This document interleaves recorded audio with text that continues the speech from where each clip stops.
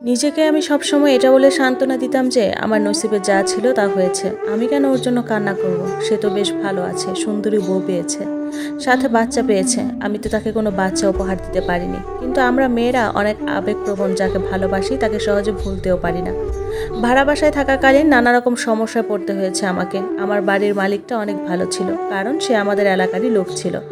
আমি আমার বাপের বাড়ির এলাকাতেই বাসা ভাড়া নিয়েছি, দূরে কোথাও যাইনি। কারণ একা মানুষ কোথায় যাব? তাছাড়া আমি অন্য এলাকা তেমন চিনতামও না। আমার চলতে ভীষণ কষ্ট হতো। চেইন বিক্রি করে আমি 30,000 টাকা পেয়েছি। সে টাকা দিয়ে বাসা ভাড়া আর নিজের খাওয়ার খরচ খুব হিসেব করে চলতাম আমি। সুবিধা মতো চাকরিও খুঁজছি। দীর্ঘ 2 মাস কোনো চাকরিও পাইনি আমি। এর মধ্যেই তার সাথে আমার তালাক হয়ে যায়। তালাক হওয়ার পরেও আমি তার খোঁজ খবর নিতাম তার আশেপাশের মানুষের কাছ থেকে। এর মাঝে আমার মায়ের জরায়ু টিউমার ধরা পড়ে, জরায়ু কেটে ফেলতে হবে। আমি আবেগপ্রবণ হওয়াতে এটা শোনার পর আমার মাকে দেখতে যাই। দীর্ঘ 2 মাস আমার মায়ের সাথে আমার কোনো যোগাযোগ ছিল না। 2 মাস পর বাসায় গিয়ে দেখি আমার মা খুব অসুস্থ। তার ছেলের বউ তারা এত সেবা করতে পারে না, কারণ আমার বড় ভাবির 3টা ছোট ছোট বাচ্চা, ছোট ভাবির 2টা বাচ্চা, এর মধ্যে তিনি প্রেগনেন্ট। আমার মা ছেলেদের নিয়ে অনেক বেশি অহংকার করত। আর আমার বড় আপা সে শ্বশুর বাড়িতে। আমি মাকে নিয়ে হাসপাতালে দৌড়াদৌড়ি করেছি, মায়ের সেবা করেছি। এর মধ্যে এলাকার সবাই জেনে যায় আমার ডিভোর্স হয়ে গেছে। আমার মায়ের অসুস্থতা দিন দিন বেড়ে চলছিল। আমার মায়ের অপারেশন সম্পূর্ণ হয়। মাকে বাসায় আনা হলো। আমি মাকে এক গ্লাস পানিও ঢেলে খেতে দিতাম না। সারাদিন যত কিছু নিয়েই বিজি থাকি। রাত হলে কবিরের কথা মনে পড়তো। তার সাথে কাটানোর সময়গুলো ভীষণ করে মনে পড়তো। আমি আল্লাহর কাছে তাহাজ্জুদ করে বলতাম, আল্লাহ তুমি আমার জীবনটা বদলায় দাও। আমার মায়ের অবস্থা কিছুদিন ভালো থাকে, আবার কিছুদিন পর আবার খারাপ হয়ে যায়। আমার মা আমার জন্য অনেক দোয়া করতো, আল্লাহ যেন আমাকে একটা ভালো ঘর মিলিয়ে দেয়। সেজন্য আমি 26 বছরের জীবনে স্বামী বিতাড়িত নারীর উপাধি পেলাম। এর মধ্যে একদিন শুনেছি কবিরের মাকে নাকি তার বউয়ে জুতা মেরেছে, কারণ সে নাকি তার মা নিয়ে গালি দিয়েছে আর সাংসারিক ঝামেলা নিয়েছে। আমি মাঝে মাঝে কবিকে কল দিতাম, কিন্তু কবি সবসময় কল ধরতো না। জানি এটা আমার ঠিক হয়নি, কিন্তু আমি তাকে ভুলতে পারছিলাম না। 2018 সালে আমার জন্য একটি প্রস্তাব আসে। ছেলে প্রবাসী, ছেলে 2টা বিয়ে করেছিল আর 2টা বউই মারা গিয়েছে। ছেলের 3 বোন, 2 ভাই, সবাই বিবাহিত। ছেলের শুধু একটা বয়স্ক মা। আমার পরিবারে তেমন গুরুত্ব দেয় না, কারণ মা অসুস্থ। আমি চলে গেলে মাকে কে দেখবে? কিন্তু আমার মা অনেক গুরুত্ব দেয়। আমার মা বিয়েতে রাজি হয়, কিন্তু বিয়ের 20 দিন আগে 2018 সালের 17ই মার্চ আমার মা মারা যায়। এজন্য বিয়েটা পিছিয়ে পড়ে। আমার মার রুহ আমার হাতের উপর দিয়ে গেছে। মারা যাওয়ার 5 মিনিট আগেও মা আমার জন্য দোয়া করে গেছেন আর বলেছেন আমি অনেক সুখী হব। আমার মা মারা যাওয়ার পর জীবনের শোকের ছায়া নেমে আসে। ওনার পরিবারের অনেকেই আমার মায়ের জানাজাতে এসেছিল। এমনকি আমার মায়ের মৃত্যুর 2য় দিন আমাদের ঘরে ভাত পাঠিয়েছিল।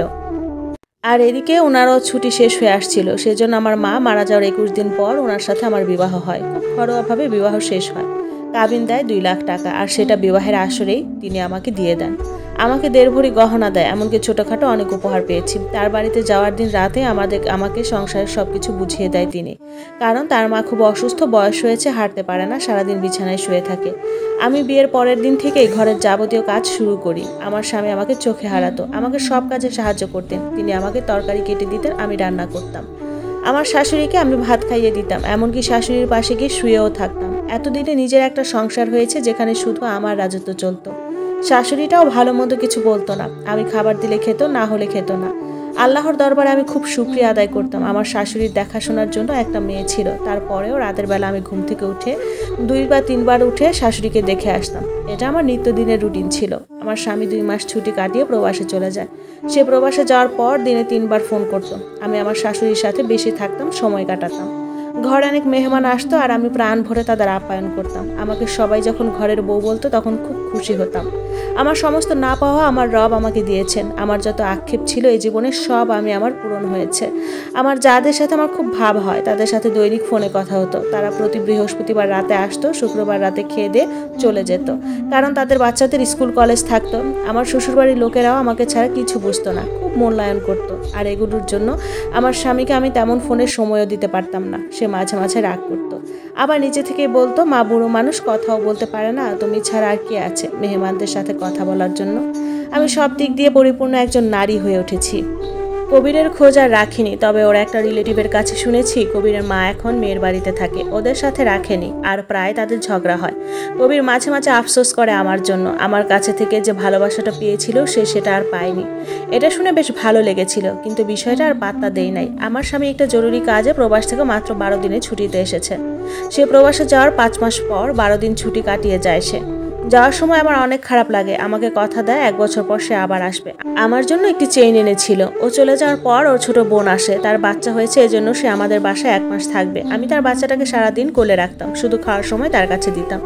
আমার ননদের 4টা বাচ্চা, আবার এটা ভুলবশত হয়েছে, এজন্য বাচ্চার প্রতি শখ কমে গেছে। আমি আমার ননদের অনেক যত্ন করি, আর বাচ্চাটাকে কোলে নিলেই আল্লাহর কাছে বলতাম, আল্লাহ আমাকে এমন একটি বাচ্চা দিও। আল্লাহর রহমতে আমি কনসিভ করি। সেদিন আমি এত কেঁদেছি বলার মতো না। আল্লাহ আমাকে একটা বাচ্চা দিয়েছে। এখন সবাই এসে এসে আমার যত্ন আত্তি করে যায়, এমনকি আমার জন্য রান্না করেও পাঠায়। এত সুখ আমি কোথায় রাখবো? দেখতে দেখতে 1টা বছর পার হয়, আমি পুত্র সন্তানের মা হই। আমার স্বামী 3 মাস পরে আসবে দেশে, আমিও তার অপেক্ষায় দিন গুনি। দেশে করোনাতে হানা দেয়। আমি সবসময় আমার স্বামীর জন্য দোয়া করতাম, আর ফোনে কথা হলে সাবধানে থাকতে বলতাম। আমার জীবনে আফসোস ছিল আমার বাচ্চাটাকে আমার স্বামী একটু কোলেও নিতে পারেনি, চেহারাও দেখতে পারেনি। সারা পৃথিবী জুড়ে করোনার ভয়াবহ রূপ। আমার স্বামীদের দেশে লকডাউন দিয়ে দেয়, এর মধ্যে ও অনেক অসুস্থ হয়ে যায়। করোনার সমস্ত নমুনা ওর মধ্যে দেখা যায়। পরে করোনা টেস্ট করে ওর রিপোর্ট পজিটিভ আসে। তার সাথে ফোনে কথা হলে আমাকে বলতো, একদম চিন্তা করো না, আল্লাহ আমাকে ঠিক করে দিবে, আর আমার কিছু হলে তুমি বাড়ি ছেড়ে কোথাও যাবে না, ওরা সবাই তোমাকে দেখবে, আমি এটা ভরসা রাখি। আমি দিনরাত শুধু দোয়া করতাম আল্লাহর কাছে আমার সন্তানের জন্য হলেও যেন আল্লাহ ওনাকে সুস্থ করে দেয়। এর মধ্যে আমার স্বামীকে আইসিইউতে নিয়ে যাওয়া হয়। তার অবস্থা খুব খারাপ। আইসিইউতে যাওয়ার আগে আমাকে আর আমার সন্তানকে সে ভিডিও কলে দেখেছিল। আমার শাশুড়ির সাথে কথা বলে দোয়া চেয়েছিল, কিন্তু আল্লাহ আমার সহায় হননি।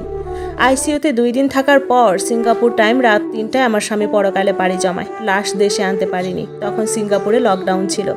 ওখানেই দাফন করা হয়। শেষ একটি বার দেখেছিলাম কাফন পরানো অবস্থায়। আমার জীবনের সুখ বেশি দিন আর কপালে রইল না। কথায় আছে, অভাগে যেদিকে চায় সাগর শুকিয়ে যায়। আমার স্বামী মারা যাওয়ার আজ 7 মাস। আমি বেঁচে আছি ছেলেটার দিকে তাকিয়ে আর অসুস্থ শাশুড়িকে নিয়ে। আমার শ্বশুরবাড়ির মানুষজন খুব অমায়িক, তারা আমাকে এখন পর্যন্ত সব দিক দিয়ে সাহায্য করছে, এবং আমার ভাসুররা বলেছে তারা তাদের মৃত্যুর আগ পর্যন্ত আমাদের দেখবে। ওনার স্মৃতি নিয়ে বেঁচে আছি। ইচ্ছে আছে ছেলেকে একদিন সিঙ্গাপুরে পাঠাবো, তার বাবার কবরটা জিয়ারত করতে, একটু হাত দিয়ে ছুঁয়ে দেখতে।